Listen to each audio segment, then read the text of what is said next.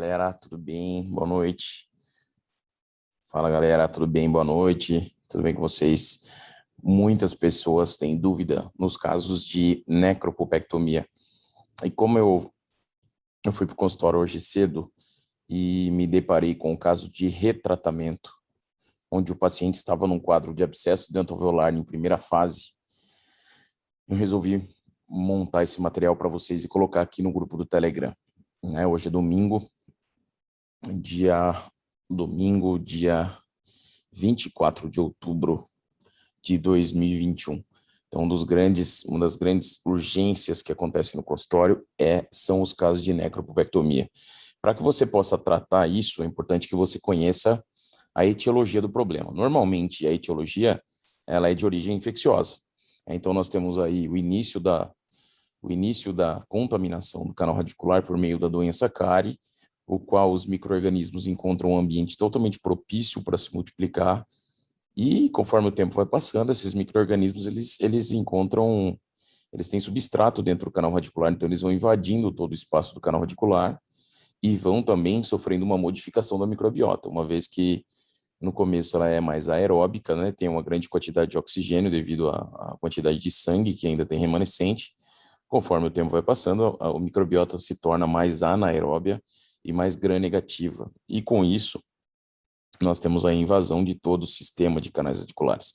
Vai chegar um determinado momento que as células de defesa do ligamento periodontal, lá da região periapical, também não vão dar conta mais de combater essa infecção, porque a virulência dos micro-organismos acaba aumentando. O número de micro-organismos também aumenta. E ocorre uma descarga muito grande de produtos e subprodutos para a região periapical da necrose, oriunda da necrose pulpar. E isso faz com que também haja chegada de clastos na região. E aí está instalada a doença chamada de periodontite apical, que é a doença que caracteriza a especialidade em endodontia, né? Você que está aí me ouvindo e que faz endodontia, você que está aí, que é especialista, o clínico geral que faz endodontia, vai se deparar com isso o dia a dia no consultório. A nossa sorte é que 96% das vezes os micro-organismos estão localizados aqui dentro do canal radicular, eles não estão localizados na superfície externa da raiz. Isso é a nossa sorte, porque se nós fizermos um bom papel de esvaziamento do canal radicular, de remoção de conteúdo necrótico de micro-organismos, nós vamos conseguir dar condições ao organismo para que ele faça o processo de reparo. Essa é a ideia. E claro, conforme o tempo vai passando, os micro-organismos eles vão aumentando, a reabsorção óssea vai aumentando, e daí a necessidade, então, de reduzir a carga microbiana abaixo do limiar. Eu sempre chamo atenção da importância da endodontia, uma vez que nós temos aí os dentes superiores e inferiores próximos a estruturas anatômicas importantes, como base do crânio, nós temos aqui seio maxilar, nós temos fossa nasal, os olhos, seio cavernoso. Se nós pegarmos a parte da mandíbula aqui, nós temos grandes artérias, e isso pode fazer com que essa contaminação tenha sequelas mais graves. Por isso, você que está aí me ouvindo, tem que entender da importância da endodontia no contexto de saúde geral do paciente. Claro que a endodontia ela é importante para a base de uma reabilitação oral, sem dúvida, mas ela é tão importante para manter a saúde geral do paciente. E para isso, você tem que entender que dentro do canal radicular existem muitos micro-organismos, né? Muitos micro-organismos. Esses micro-organismos, eles estão na forma planctônica, né? Invadindo o espaço do canal radicular, como vocês estão vendo nessas imagens aí. Eles conseguem permear dentro dos tubos dentinários. E também nós temos a formação de uma estrutura chamada de biofilme, que é essa estrutura que vocês estão vendo aí na coloração azul. Essa estrutura em forma de biofilme que está na cor azul é o que nos preocupa. Por quê? Porque a forma mais eficiente para a remoção de biofilme de dentro do canal é a forma mecânica, é instrumento, né? Assim como para a remoção de tártaro e cálculo, a forma mais interessante é mecânica. Então, o que seria o ideal para remover esse biofilme que está aqui? Instrumento. Seja ele manual, seja ele rotatório, reciprocante e qualquer marca que você quiser utilizar no consultório. Mas o que você tem que entender? Você tem que entender que esta infecção endodôntica está localizada num ambiente difícil. A infecção endodôntica está localizada num ambiente onde os instrumentos não tocam todas as paredes. Nós já sabemos, a literatura já nos mostra isso já há muito tempo, que em torno de 35% a 40% das paredes não são tocadas pelo instrumento durante o preparo. Então, para nós é claro e evidente a necessidade de você gastar muito tempo ao final do preparo biomecânico. A mesma coisa acontece para você fazer uma urgência em necropectomia.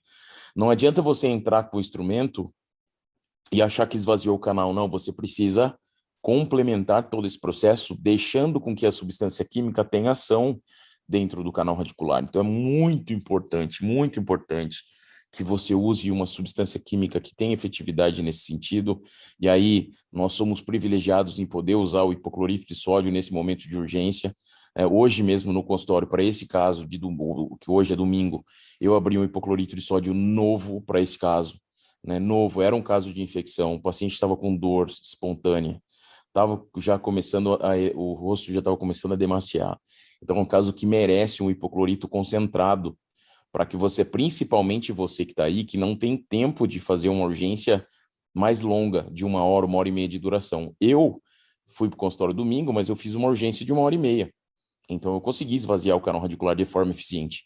Às vezes, isso acontece durante a semana e você não consegue ter tempo para fazer com que que você esvazie o canal com tempo, né? Então, é bom que você use uma substância química que tenha uma efetividade química dentro do canal radicular muito importante, de solução de matéria orgânica, de solução de biofilme. Então, você, quando entra para o jogo, para a endodontia, você tem que entender que 90% das vezes os canais são achatados, eles têm istmos, têm ramificações. Dificilmente nós vamos encontrar um caso como esse aqui, ó, onde nós temos somente um canal mesovestibular e mesolingual ou incisivo inferior, ele tem achatamentos.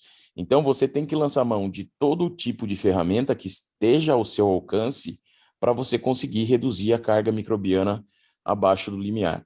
Dentro das urgências em necropulpectomia, vocês vão se deparar com algumas coisas, com algumas patologias. A primeira delas que vocês vão encontrar vai ser a perissementite apical aguda, que também pode ser conhecida como periodontite apical aguda. Os dois nomes são encontrados na literatura. O que acontece? Você tem um processo de necrose pulpar, que foi exatamente o caso que aconteceu hoje no consultório. O paciente tinha necrose pulpar, ocorre uma inflamação na região periapical pela descarga de produtos e subprodutos para aquela região. Vão chegar as células inflamatórias na tentativa de combater aquela infecção que está lá, e neste item vai acontecer a liberação de enzimas lisossomais. O que seria isso? É na tentativa de levar esses micro-organismos, o causador de todo esse problema, para fora. Isso faz com que ocorra uma enxurrada de enzimas lisossomais que vão fazer que, juntamente com células mortas e micro-organismos, dê origem ao pus, né? É o pus. E aí nós temos aí um círculo que vai ser um círculo vicioso, porque esse pus presente na região periapical, ele vai fazer com que o dente seja destruído no alvéolo. E aí ele vai começar a ter contato prematuro. Aí ele tendo contato prematuro vai gerar uma origem, vai ter uma origem inflamatória periapical de origem traumática também, além da infecciosa. E aí esse ciclo ele vai ficar rodando aqui até que o paciente acaba procurando o cirurgião dentista para resolver o problema. Então você, como dentista, o que você tem que fazer? Você tem que reduzir a carga microbiana abaixo do limiar. Você tem que lançar mão de todas as ferramentas que você tiver disponível, instrumentação, claro, o níquel titânio de preferência, uma substância química eficaz e, lógico, medicação intracanal. Obviamente, medicação intracanal. Então, vocês vão poder se encontrar a periodontite apical aguda, que tem como características sensação, o paciente vai relatar para você sensação de dente crescido, né, dentre os sintomas que ele vai falar que está doendo espontaneamente, que ele tem a sensação de dente crescido. Se você fizer o teste de percussão vertical, ele vai ter uma dor muito exacerbada, e ele pode relatar, e você pode observar na radiografia periapical um aumento do espaço do ligamento periodontal. Por quê? Porque ele tem coleção purulenta ali, ou tem, se for uma periodontite apical aguda, ainda não tem pus, né? Periodontite apical aguda ainda não tem pus. Então, é um líquido que está ali naquela região preenchendo, vai fazer com que o dente seja extruído. A partir do momento que tem pus, nós temos aí sim a presença instalada de um abscesso dentoalveolar, certo? Então, quando não tem pus, é periodontite apical aguda. Quando tem a presença do pus, já é o abscesso dentoalveolar. E dentre os abscessos, nós vamos ter basicamente 3 fases evolutivas. Nós vamos ter a primeira fase, que o pus está localizado frente a forames e foraminas apicais, e esse dente não tratado em torno de 24 a 48 horas, esse pus vai começar a criar um espaço dentro do tecido ósseo para encontrar um ponto de drenagem. Esse ponto de drenagem vai ser uma área de menor resistência óssea ou que a gravidade favoreça. E o abscesso terceira fase, onde já há o rompimento do periósteo, né? Já há o rompimento do periósteo, o paciente já reduz sintomatologia, ele ainda está inchado, mas ele sempre tem uma sensação de alívio porque houve o rompimento do periósteo. Então, nós temos aqui uma fase inicial, uma fase em evolução e uma fase evoluída. Uma fase, primeira fase, segunda fase ou terceira fase, tá? Então, nós podemos encontrar esses 3 itens. Nas 3 situações clínicas, o que você que está aí tem que fazer? Você tem que esvaziar o canal radicular da forma mais completa possível. Não adianta você jogar toda a responsabilidade na medicação intracanal. Você tem que esvaziar o canal radicular. Você vai fazer anestesia, você vai proceder irrigação abundante com hipoclorito de sódio, você vai instrumentar esse canal. Importantíssimo, faça uma técnica coroa-ápice, né, uma técnica que seja coroa-ápice, para você ir descontaminando o canal por terços, e depois você vai fazer um procedimento chamado de desbridamento foraminal.